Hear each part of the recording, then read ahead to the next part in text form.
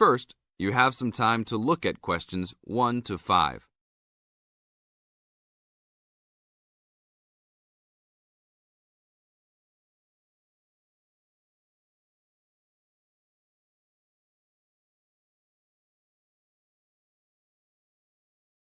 Now we shall begin.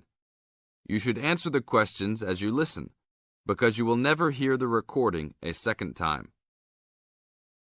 Hello, how can I join the library? Well, you need to make an application.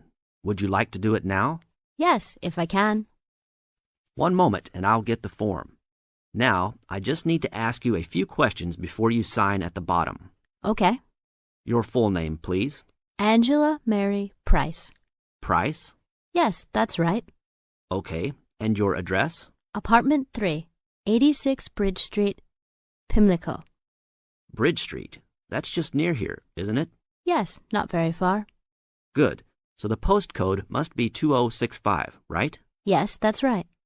Now, your telephone number. I need both home and work if you have them. My home number is 8763-5142, and work is 8456-1307. Do you need anything else, like ID or something? Yes, your driver's license will do, if you have one. Right. It's easy to remember. I know it by heart. 4040AC. I'm afraid I'll also need to see it. Okay, here it is. Thanks. And your date of birth, please? 24 March 1981. Okay, thanks. That's the most important part completed. But if you don't mind, I'd also like to ask you a few questions for a survey we're conducting. Yes, that's okay. Now you have some time to read questions 6 to 10.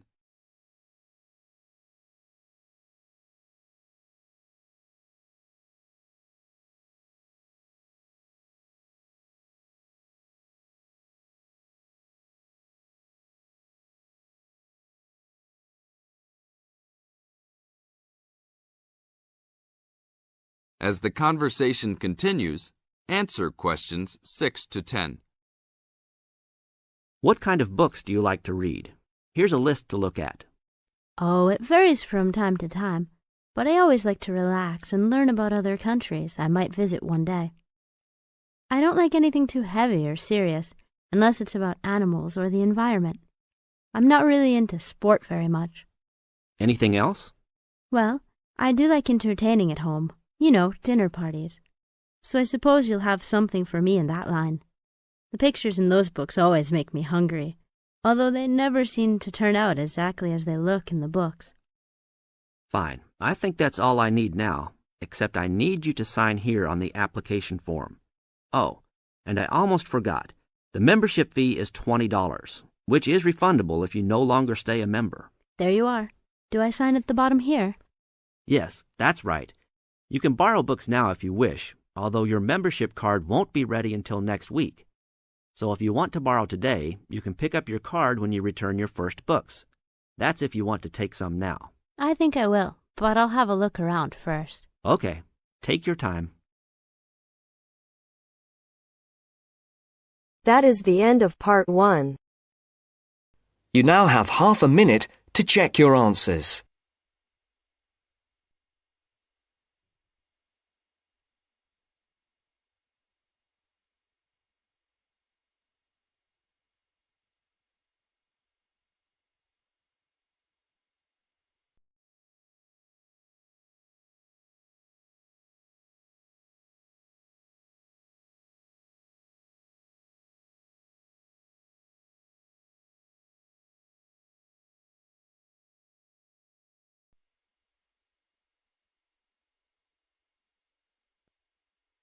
Now turns to part 2. Part 2. You will hear a recorded message giving information about an animal park. First, you will have some time to look at questions 11 to 15.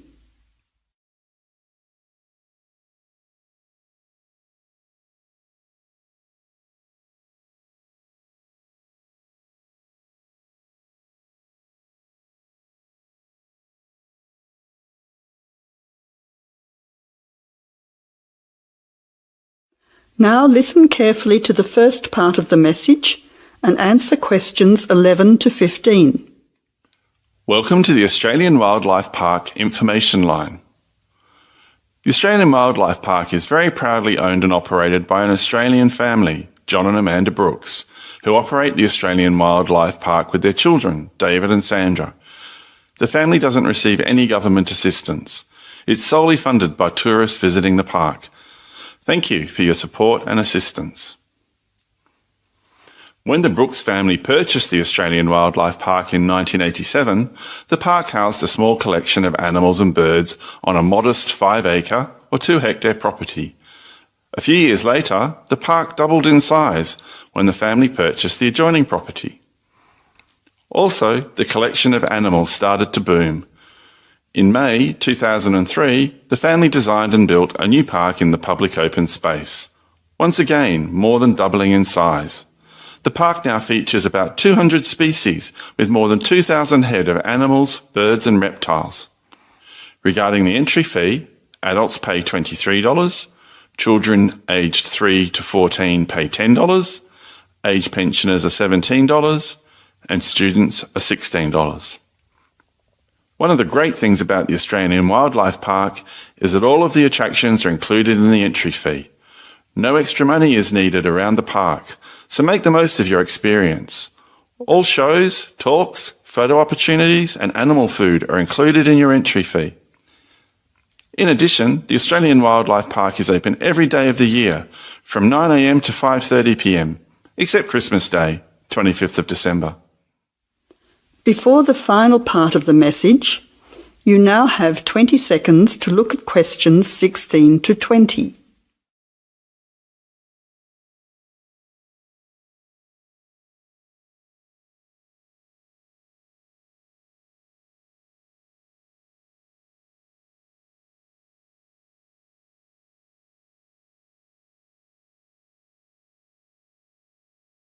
Now answer questions 16 to 20. Several attractions are available to visitors to the Australian Wildlife Park. Firstly, you can meet the koalas between 10 a.m. and 4:30 p.m. Here, people can view the koala colony in a natural environment. Another attraction is to feed the kangaroos between 9 a.m. and 5:30 p.m. Visitors can take a walk through the kangaroo enclosure, viewing them in a natural environment. Kangaroo food is provided and the kangaroos are very friendly. Also enjoyable are the wombats. At 11 a.m, 2 p.m. and 3:45 p.m, there are interactive shows where the team is delighted to introduce you to these popular animals. Other attractions that may interest you are an interactive farmyard, suitable for children of all ages. Animal food is provided and the animals are very friendly. In addition, the working farm is where the country comes to town. Visitors can milk a cow, bottle feed a lamb, watch farm dogs gathering the sheep. All the excitement of a real Australian farm. When they ask for volunteers, be sure to put your hand up. Everyone can get involved. We at the Australian Wildlife Park hope all our visitors have an enjoyable time. See you soon. That is the end of part 2. You now have half a minute to check your answers.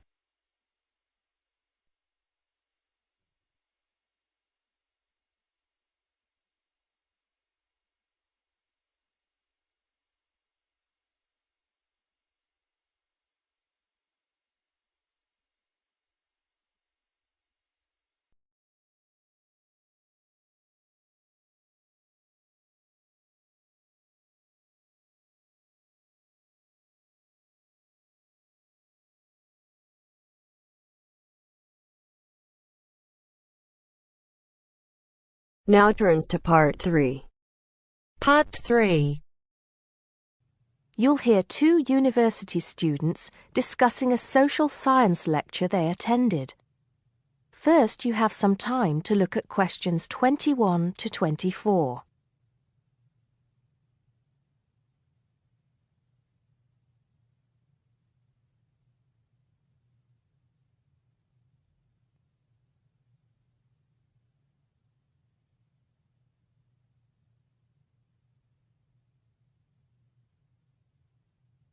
Now listen carefully and answer questions 21 to 24. Did you go to the first social science lecture yesterday? Yeah. Didn't you see me there? No. I was trying so hard to understand the lecturer. What didn't you understand? A lot of it, really. For example, he said we needed to study history as part of the course, but I didn't get why. You probably missed it. He said early on that we need to learn from our past mistakes. Right. But he also said we need to put ourselves in the place of our ancestors. Why is that? I think the point is that it's not enough to know how they lived and what they did. We need to know what they thought. I see. And I've written transferable skills in my notes next, but I have no idea what that means. If you study social science, you learn skills that you can use in a job. Oh, right. Is that all? Okay, but why is that? The point he made was that in studying social science, you use a flexible and adaptable approach to learning. Before you hear the rest of the conversation, you have some time to look at questions 25 to 30.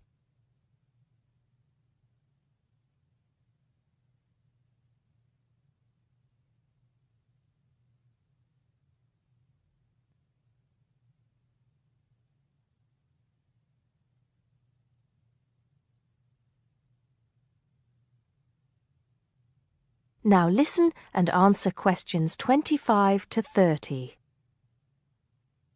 He also kept mentioning all the other subjects we will need to study as part of the course. I didn't write them all down, did you? Some of them. I think I can make sense of my notes.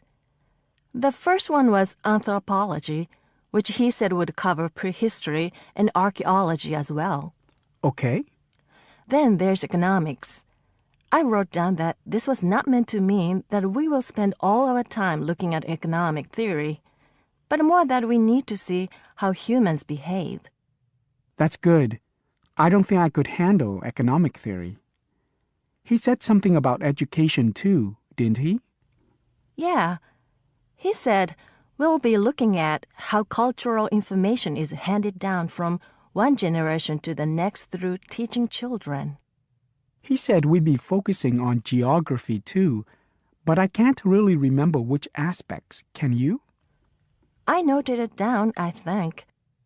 Here we are, yes, particularly in relation to urban planning. It's law that I got confused about. I didn't understand why he linked that to economics. I think he meant that laws affect the way wealth is distributed. That makes sense. Now, what are the science wars? Okay, I did get that. The science wars are about how social science collects information. In sociology and social work, and in social science generally, they can only study patterns of behavior and observe. If you compare that to the way scientists work in physics or chemistry, it's very different because they use specific experiments that can be tested and which give concrete answers. Social studies is often accused of being unscientific. That's all. Okay. But it still looks like a good course, doesn't it? You don't have any regrets, do you? None at all. I'm looking forward to it. That is the end of part 3. You now have half a minute to check your answers.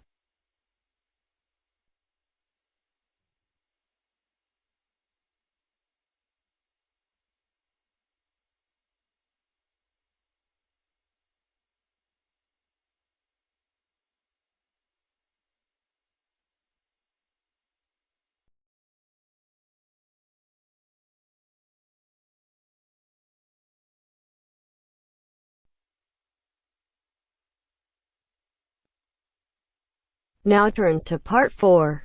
Part 4. You are going to hear a conversation between two students about studying abroad.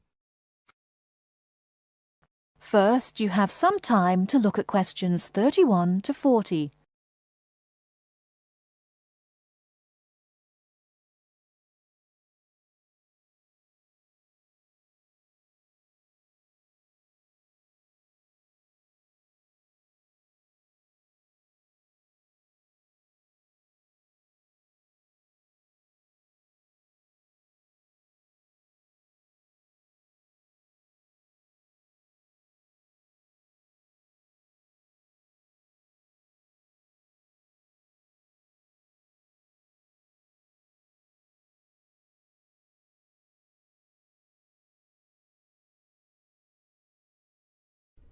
Now, listen carefully and answer questions 31 to 40.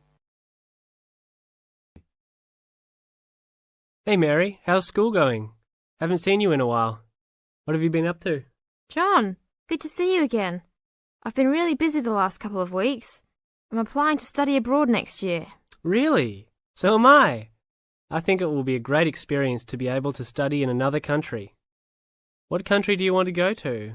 At first I wanted to study in Africa, but my parents really don't want me to go there because they think it will be dangerous. So now I'm thinking about going to Spain, Italy or Japan. Actually, I think Africa would be a fascinating place. I would want to go there to visit. Maybe not to study, but definitely I would want to go visit. For next year, I want to go to either China or Germany to study, but my parents can't afford any European countries, so maybe... Why China or Germany?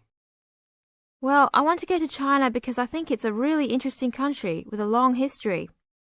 Plus, it has been changing so much, and I think it is a great time to be there. I really want to improve my Chinese also, and I've been taking Mandarin courses the last 2 semesters. I would want to go to Germany because my mother is German, and I want to learn more about my cultural background. How about you? Why the countries you chose?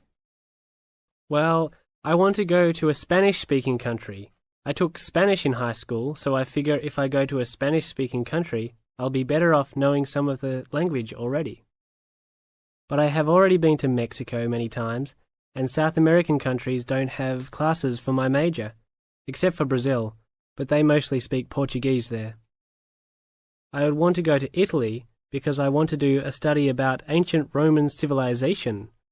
It has always been a dream of mine to go and see Pompeii and the volcanic ruins. Plus, my family has Italian roots and I love Italian food. I want to go to Japan mainly because my girlfriend was born in Japan and always tells me all of these fascinating stories about Japanese history and culture. I am a big fan of sumo wrestling also, so I've always wanted to see a sumo match in person. I really love sushi and almost all Japanese food. Recently, I have started to watch some Japanese baseball too. But of course, these are all secondary reasons. My main reason is of course my girlfriend and understanding her culture. I don't speak any Japanese though, so that is my major drawback. I think it is much better to go to a country if you can speak the language. That's great. When do you have to decide by? I have to finish all my applications this week. I'm really stressed trying to finish everything, on top of all my schoolwork. I'm almost done with my applications. I just have to finish the Italy application. I think my last choice is Italy, so I'm doing that one last. How long do you want to go for? I think I'm only going to go abroad for 1 semester, or else I won't be able to graduate on time. I have many classes left until I can finish my degree, and I'm not sure if I will be able to take them studying out of the country. I think I might be able to study in Spain because my Spanish is fluent, but definitely not in Italy or Japan, unless they have classes offered in English. I want to go for a year. I've heard that it's better to go for a year because you get a full experience and get a better grasp on the language. But I understand that most people can't finish their degree in time. It was hard trying to decide which country I would rather go to, but I think my first choice is to go to China. I know Germany will be great also. Either way, I will be thrilled to have the opportunity to study there. What's your first choice? I really don't have one. Actually, I think I'm like you. Just being able to study in another country will be great. Either Japan or Spain will be awesome. Italy will be awesome too. But I've been there a bunch of times, so I think I prefer to go somewhere else. Sounds exciting. We'll have to go to class now. It was great talking to you again. See you around next time? Yeah, sure. See you around. Hope that everything goes well. That is the end of part 4. You now have half a minute to check your answers.